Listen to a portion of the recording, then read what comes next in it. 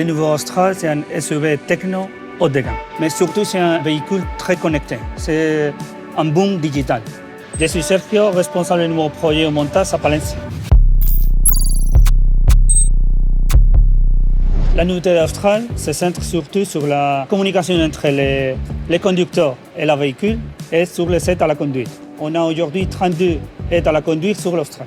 L'affichage à la tête haute, c'est la projection de l'information du cockpit sur les pare-brise de la véhicule. On a la vitesse, la navigation, la détection de la voiture précédente, le système de contrôle de la vitesse automatique avec la régulation, tout ça sans quitter les jeux de la route. Donc on augmente la sécurité du client. On a eu besoin de construire ces nouveaux vans parce que sur les anciens vans, on a une géométrie, une construction physique qui ne permet pas de calibrer ses fonctions.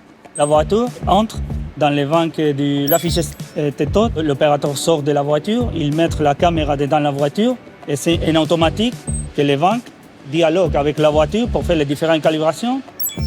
Chaque voiture prend 2 minutes, 2 minutes et demie. C'est la première fois que chez Renault, on introduit ce type d'aide à la conduction. Le grand défi a été de bien ajuster la lumière pour avoir une calibration qui fonctionne bien à la nuit, bien à la journée, dans tout type de changement de la lumière. On a testé différents systèmes de lumière, mais pour arriver à les bons, a été une solution très simple, qui a été un rideau noir, qui fait un contraste entre la lumière et ce rideau-là. Ça a été une idée fou d'un technicien qui connaît très bien les banques d'aide à la conduction qu'on a précédemment pour la Mégane. Il a utilisé son expérience. Il a dit on peut utiliser cette idée-là pour arriver à les contrastes parfaits pour faire la bonne calibration.